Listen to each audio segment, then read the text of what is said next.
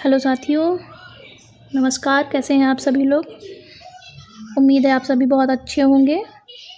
और आज से हम परीक्षा पॉइंटर की शुरुआत कर रहे हैं और हमारा पहला चैप्टर होगा आहार विज्ञान एवं पोषण। आज हम इसको ख़त्म कर लेंगे पूरा। उसके बाद हम नेक्स्ट चैप्टर पर चलेंगे और इसी तरह से हम पूरी परीक्षा पॉइंटर ख़त्म कर देंगे। पूरी परीक्षा पॉइंटर ख़त्म करने के बाद हम नेक्स्ट यूथ की कोई बुक या घटना चक्र को पढ़ेंगे। और आहार एवं विज्ञान एवं पोषण के बाद हम कौन सा चैप्टर पढ़ेंगे, उसके बाद हम पढ़ेंगे संतुलित आहार। चलिए स्टार्ट करते हैं हमारा पहले यूनिट, भोज्य एवं पोषण। भोजन के कार्य एवं भोज्य समूह। पोषक तत्व जिसे हम न्यूट्रिएंट्स कहते हैं। भोजन में अनेक जटिल रासायनिक पदार्थ होते हैं।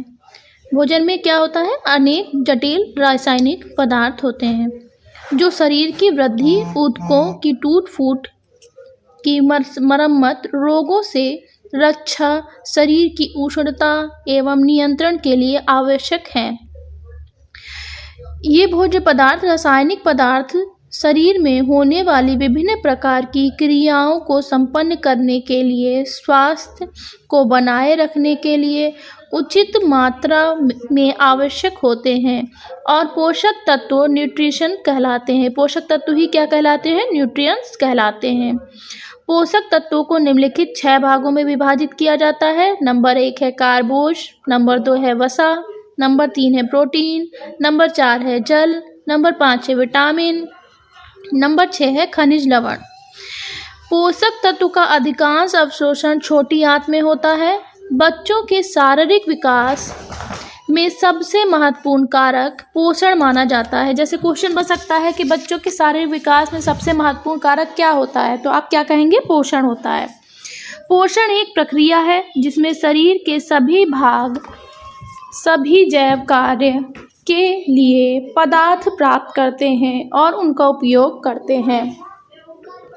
पोषण क्या है? एक प्रक्रिया है जिसमें शरीर के सभी भाग सभी जैव कार्यों के लिए पदार्थ प्राप्त करते हैं और उनका उपयोग करते हैं।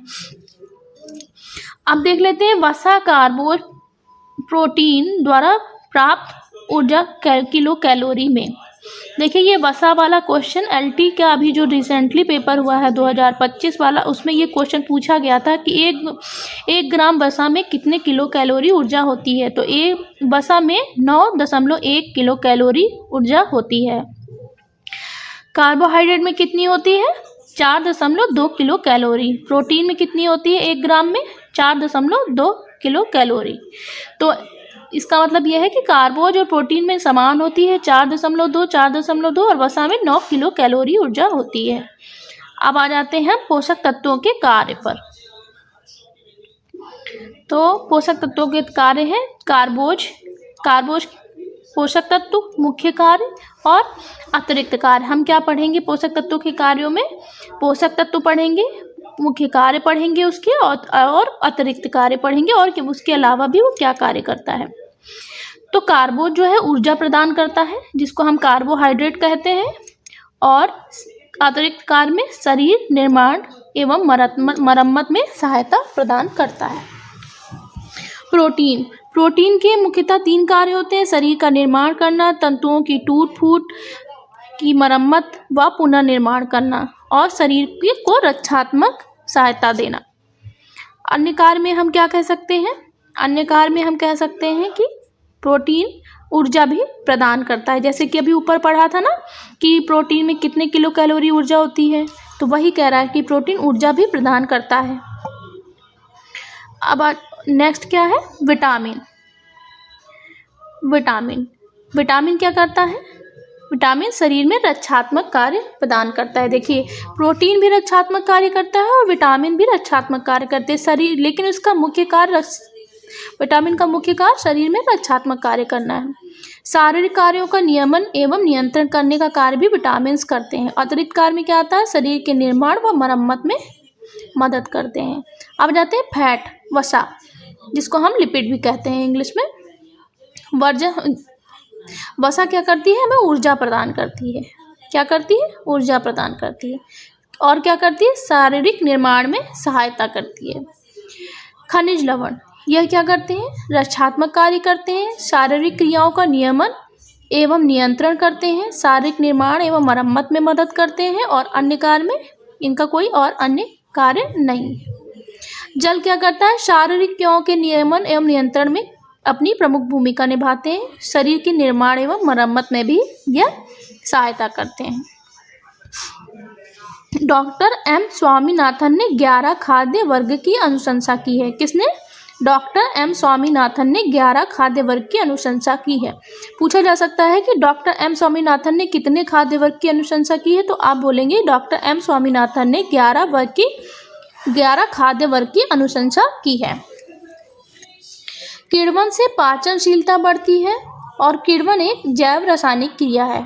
ठीक है, किण्वन जिसको हम खमीरीकरण कहते हैं या कोई चीज़ भिगोते हैं जब हम, जैसे चना है, मूंग है, इस तरह से। अब आ जाते हैं भोज्य समूह का वर्गीकरण ICMR के अनुसार। तो इसमें हम ऊपरी देख लेते हैं, ज़्यादा इसमें देखने लायक नहीं है कुछ, फिर भी देख लेते हैं। भोज्य समूह अनाज एवं अन्य पदार्थ जैसे चावल, गेहूँ, मक्का, जौ, बाजरा आदि। इसमें उपस्थित पौष्टिक तत्व कौन कौन से होते हैं? अनाज, जौ, मक्का, बाजरा में कार्बोहाइड्रेट, प्रोटीन, अदृश्य वसा, विटामिन B1, B2 और फोलिक अम्ल, रेशे, लौह तत्व इत्यादि पाए जाते हैं। दालों में क्या क्या होता है? दालें कौन कौन सी होती हैं? जैसे मूंग, मसूर, चना, अरहर, मटर, राजमा, सोयाबीन, उड़द आदि सभी फलियां जो है दाल के अंतर्गत आती हैं।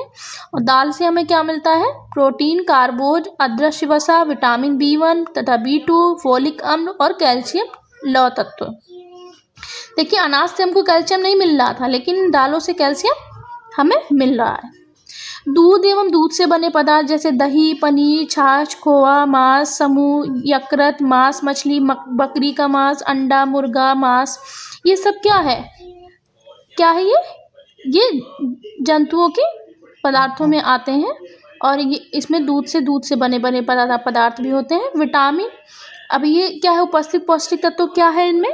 उपस्थित पौष्टिक तत्व है विटामिन, प्रोटीन, वसा, calcium, vitamin B12, vitamin A आदि, प्रोटीन, वसा, विटामिन B2, खनिज इत्यादि। ये सभी हमें दूध एवं दूध से बने एवं मांसाहारी पदार्थों से मिलता है।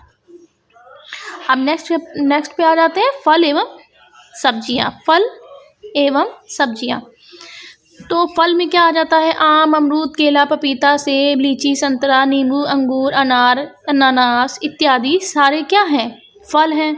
फल से क्या मिलता है हमें? फल से हमें मिलता है कैरोटीन, विटामिन A, C, अन्य विटामिन, रेशे, खनिज लवण इत्यादि। यही चीज़ें हमें हरी पत्तेदार सब्जियों में भी मिलती है। हरी पत्तेदार सब्जियों में क्या क्या आ सकता है? पालक, मेथी, बथुआ, चौलाई, चने का साग, सरसों का साग, पुदीना, हरा धनिया इत्यादि। ये सभी अभी देखिए ठंड में, ये सीजन में बहुत आ रहे हैं। अब अन्य सब्जियों से भी हमें carotene, vitamin C, vitamin A इत्यादि, खनिज लवण, रेशा, रफेज जिसको बोलते हैं, ये सभी हमको मिलते हैं। वसा एवं शक्कर, वसा, ठीक है, जैसे घी, वसा में कौन कौन सा आ जाता है? घी आ जाता है, तेल आ जाता है, मक्खन आ जाता है, तेल युक्त बीज आते हैं, शक्कर में गुड़, गन्ने का रस और अन्य प्रकार की शुगर युक्त चीज़ें जितनी हैं वो सभी शक्कर में आ जाती हैं। इससे हमें क्या मिलता है? वसा मिलती है। आवश्यक वसीय अम्ल अल्प मात्रा में मिल जाते हैं और खनिज लवण मिल जाते हैं। अब आ जाते हैं नेक्स्ट, कुछ इम्पॉर्टेंट पॉइंट है जिसको देख लेते हैं। मैरस्मस रोग भोजन में प्रोटीन और कैलोरी की गंभीर कमी के कारण होता है। मैरस्मस रोग भोजन में प्रोटीन और कैलोरी की गंभीर कमी के कारण होता है, जो कि ये क्वेश्चन प्रीवियस ईयर में बहुत बार पूछा गया है। यह रोग अधिकांशतः निर्धन वर्ग के बच्चों में पाया जाता है। मैरस्मस रोग क्या होता है? निर्धन वर्ग के बच्चों में अधिक पाया जाता है। अब आ जाते हैं कृषि विभाग संयुक्त राज्य अमेरिका द्वारा 11 आधारभूत भोज्य समूह। तो क्या 11 भोज्य समूह हैं और उनमें क्या उपस्थित पोषक तत्व हैं, वही जैसे हमने पीछे पढ़े हैं वही चीज़ें हैं, पर एक सरसरी निगाह से देख लेते हैं। दूध एवं दूध से बने पदार्थ, आइसक्रीम।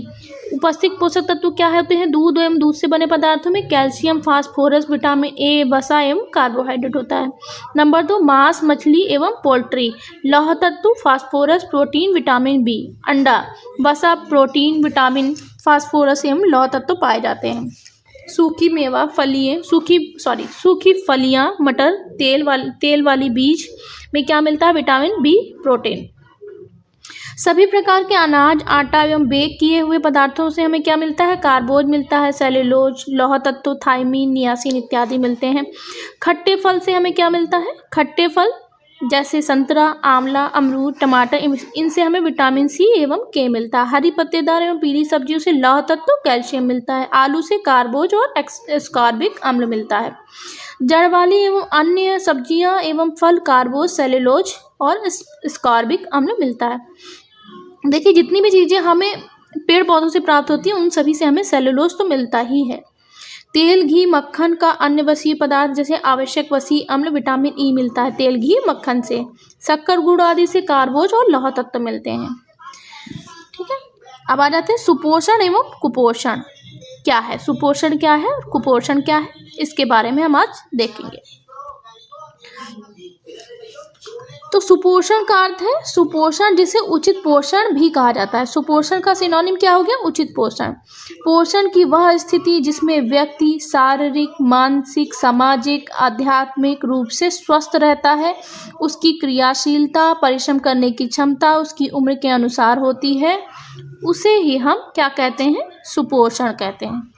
सुपोषण कहते हैं, ऐसा नहीं है कि इंसान से बाहर से देखने में अगर स्वस्थ लग रहा है तो वो सुपोषित है, नहीं, उसका शारीरिक, मानसिक, शारीरिक, मानसिक, सामाजिक, आध्यात्मिक जो भी विकास है वो पूर्ण होना चाहिए, उसकी एज के हिसाब से होना चाहिए, तभी वह सुपोषित कहलाएगा। सुपोषण के लक्षण क्या क्या होते हैं?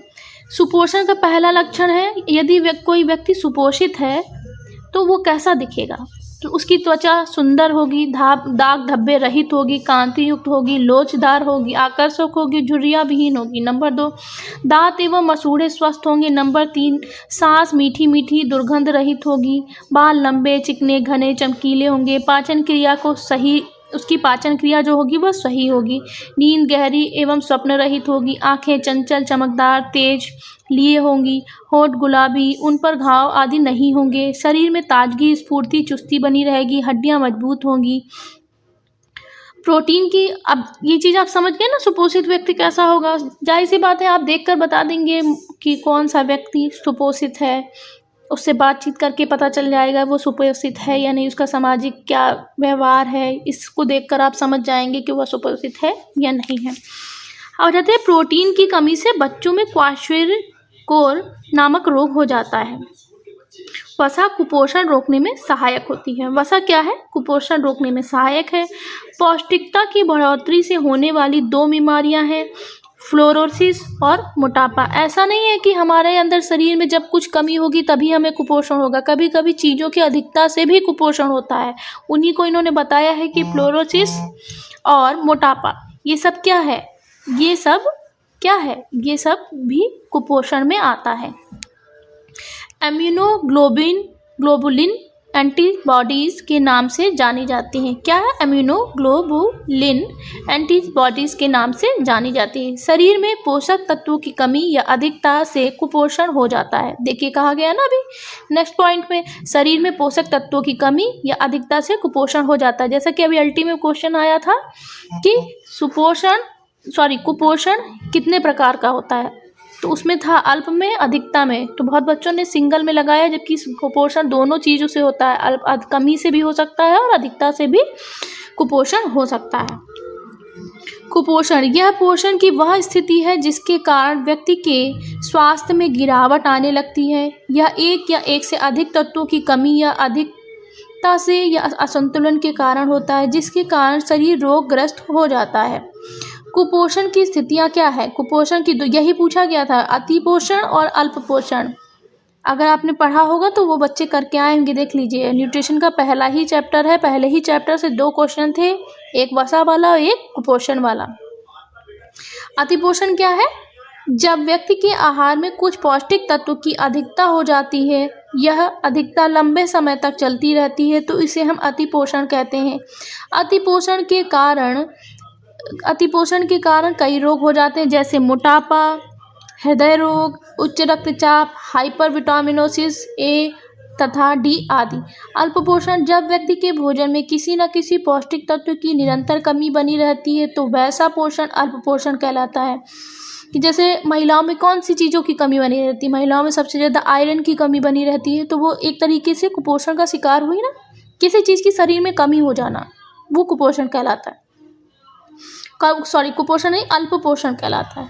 अल्पपोषण के कारण कई बीमारियां हो जाती हैं, जैसे मैरेस्मस, क्वाशीरकोर। जब अधिक अल्पपोषण होगा, बहुत कम मात्रा में उसको वो चीज़ें मिल रही होंगी, तो इस तरह की बीमारियां हो जाती हैं, जैसे मैरेस्मस, क्वाशीरकोर, अंधता, स्कर्वी, रिकेट्स, बेरी, रक्त अल्पता आदि। पुरुषों में स्त्रियों के मुकाबले में बीमार अधिक होता है। काम करने की क्षमता को ऊर्जा कहते हैं। क्या कहते हैं? कार्य करने की क्षमता को ऊर्जा कहते हैं। और पुरुषों में स्त्रियों से अधिक बीएमआर होता है। अगर आपने बीएमआर चैप्टर पढ़ा होगा तो आपको इस चीज़ की जानकारी होगी। अत्यधिक परिश्रम करने वाले व्यक्ति को अत्यधिक ऊर्जा की आवश्यकता होती है। जाहिर सी बात है, जो ज़्यादा काम करेगा उसको ज़्यादा ऊर्जा की आवश्यकता होगी, और जो कम काम करेगा उसको कम ऊर्जा की आवश्यकता होगी। भारत में 70 से 80%